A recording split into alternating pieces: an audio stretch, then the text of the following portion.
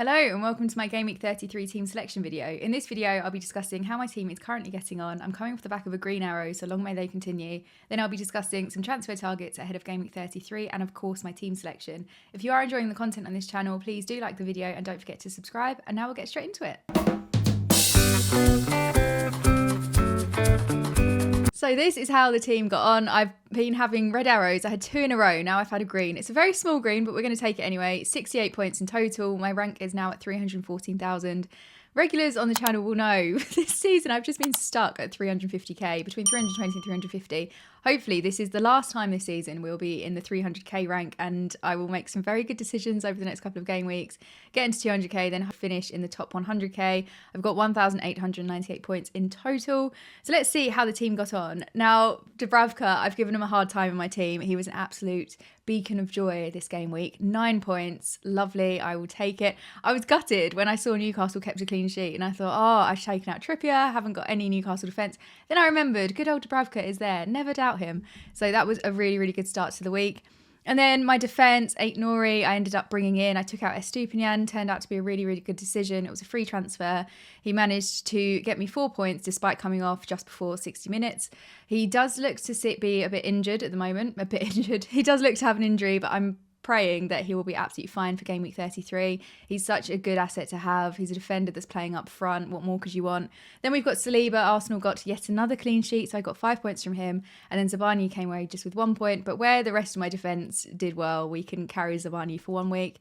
And then my midfield, Gordon, only 3 points. Bit disappointed with this one, but away from home, he's nowhere near as good as he is when he plays at home, so I wasn't too surprised. Son, I was a bit surprised by, only 5 points, but where I didn't captain him, I think I got away quite lightly on that one.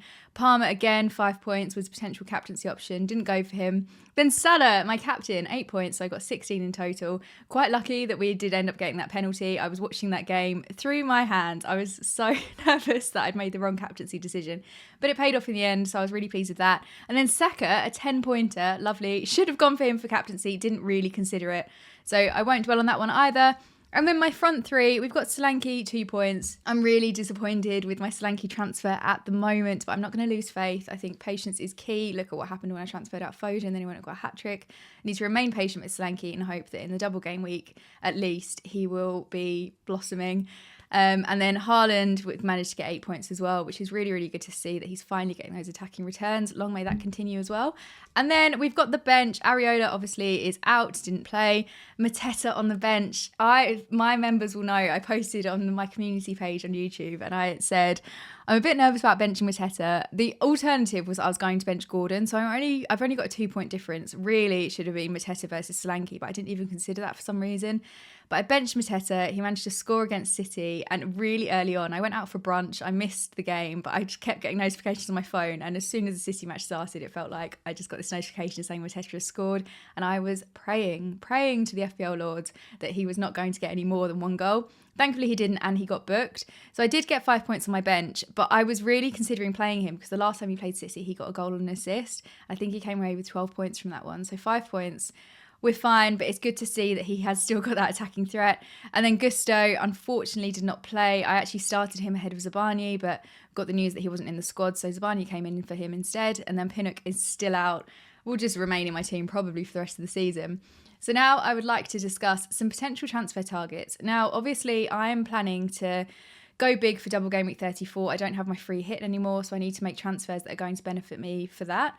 I did record a video, which you can watch. I'll leave the link in the description below, where I discuss transfers to make if you are targeting that double game week. But I thought I may as well discuss in this video some transfers that we're probably overlooking and are going to come back to haunt us, where we're all blinded by the double game week. So let's get straight into that.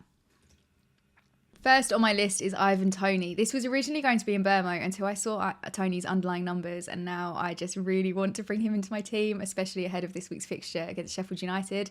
He's had 14 shots and 11 shots in the box over Brentford's past 4 fixtures, which is the most out of any of his teammates. Safe to say he's just getting very unlucky at the moment, and I just think there's something brewing there, and it's going to come out this game week, and I won't own him, and I'm going to be really disappointed.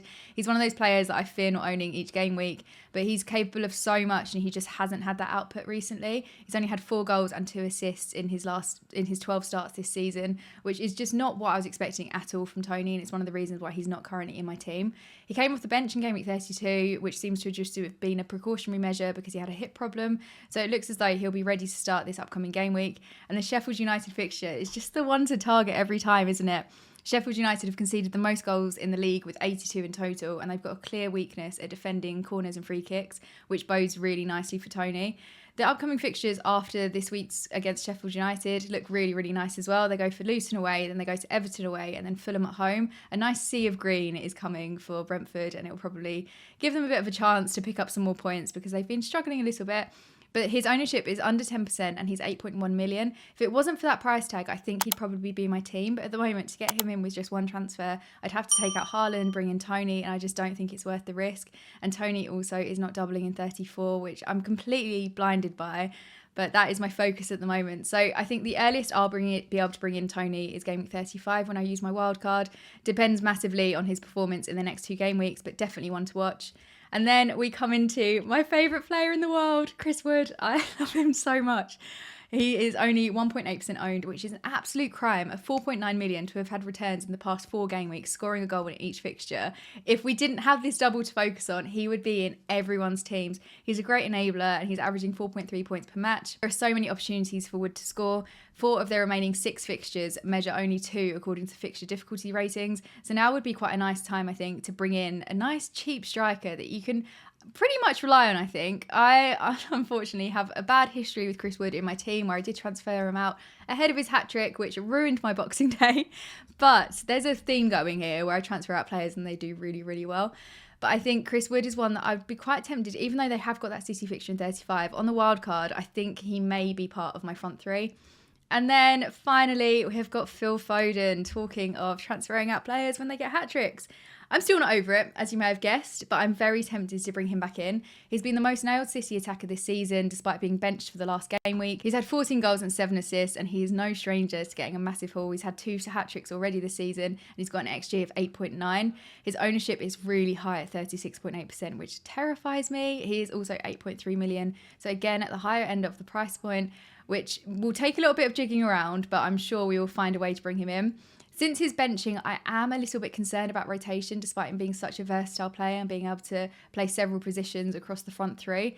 Luton at home this game week. Is he going to play? Is he not? I'm not convinced. He did pick up a knock in the Champions League earlier this week, which is a bit concerning. I don't know whether Pep's going to risk playing him for Luton or maybe just keep him benched, especially as it is a bit of an easier fixture for City as well. But that would then mean that he's been benched for 2 league games in a row. Not sure if that's going to happen, so maybe he will start. But having these question marks over my head just put me off slightly going for Foden. But then he has had the most starts out of any City attacker this season, so maybe that guarantees he's going to be back. It's so hard getting into the mind of Pep. And at the start of the season, I said I was only going to go for Haaland because Pep Roulette stressed me out too much. And then look where we are now. We are questioning whether or not to bring in Foden. But I think he's a really, really nice asset to go for. City have got so much to fight for towards the end of the season. And then they've also got a nice run of fixtures. Obviously, Luton this week. Then they've got Brighton away, Nottingham Forest away, and then Wolves at home. So I think probably on the wild card, 35 onwards, there's a very, very high chance Foden will be in my team. Whether he'll be matched up with Haaland as well is yet to be seen. Haaland is so expensive, and at the moment we're not really getting the output that I think we deserve for the amount of money that we've paid for him. But again, we're going to be patient with it. And game week 35 is a long time away in FPL terms. There's so much that could change between now and then. So I'm going to take it easy. But now we will get into my team selection for this upcoming game week. So on the topic of patience, I think I'm going to roll my transfer this game week, which means that I'll go into game week 34 with 2 free transfers and 0.2 million in the bank. I'm really hoping that my overall rank will go within 200,000-ish, and ideally not a red arrow. That's not what we're aiming for here, is it? But starting off in goal, we're going to have Dubravka only because I have no other alternative. I've got quite a lot of confidence in the fact that Spurs will be scoring, but Dubravka is playing at home, and we know Newcastle are such a strong team at home, so there could be a couple of saves in there, maybe a penalty save. That might not work out in my favour, actually. Let's not have any penalties in that game. But ideally, yes, we're not keeping high hopes for a clean sheet, but some save points would be very, very welcome. And then we have got my defence, obviously playing Saliba. There is no way I would be benching an Arsenal attacker at any point this season. And then I'm going to risk Nori and hope that he is fit and well and ready to go. And then we're bringing back Gusto. Everton at home should be quite a nice fixture for Chelsea. And then my midfield, we are, of course, playing Gordon for his home fixture against Spurs. We've also got Son against Newcastle. Oh, there are so many emotions in FPL, aren't there? You just want both sides to score, but then you've got defenders to think about, and it's stressful. Then Palmer, Salah and Saka, I'm going out full force. All 5 of my midfielders are playing this game week. And then up front, we've got Solanke against Manchester United. It's a home fixture for Bournemouth, and Manchester United tend to crumble defensively. So ideally, Solanke will be able to take advantage of that. And then we've got Haaland for Luton at home. And then on my bench, we've got Areola. I'm benching Mateta again, but I just think the choice between Manchester United at home or Liverpool away, I'm going to back the Manchester United fixture. So Mateta is first on the bench. Then we've got Zabani as well. I do see Man U getting some goals in that one, so I'm not feeling fully confident in Bournemouth's defence. And then Pinnock, of course, is benched because he is out, which is such salt in the wound because that Sheffield United fixture would be so lovely. But let's have a chat about captaincy. As you can see at the moment, my captaincy is on Haaland for that Luton fixture. Luton have got the worst expected goals conceded in the league with 65.2, and we saw Haaland's performance against Luton in the FA Cup when he scored 5 goals, and that's what makes me fear not having Haaland in my team because he can just whip out these hauls out of nowhere. I am a little bit concerned about his minutes due to the Champions League fixtures. The first and second leg against Real Madrid happen either side of the Luton game. Obviously, the first leg is out of the way, but we could see rotation considering Luton is such a weak side and they need to be on top form for their second leg against Real Madrid. Last season, City were in a very similar position when they came up against Bayern Munich, but had a fixture against Leicester in the middle of it. Haaland played for the full 90 in the first leg, then came off at half-time against Leicester once City were 3-0 up, and then he went on to play 84 minutes against Bayern in the second leg. So it's a bit of a risky one. I don't know whether I'm 100% convinced on captaincy, but I never seem to be anyway these days. But I'm a little bit worried that Haaland will start and then maybe come off early, or maybe he's just going to be benched. I'm not 100% sure what goes on in Pep's head. If that has not come across in this video, I don't know what more I can say. Very, very stressful manager to deal with. So I think the upside is massive with Haaland against Luton. We saw what he did in that FA Cup fixture, but there is that level of uncertainty about how many minutes he's going to get.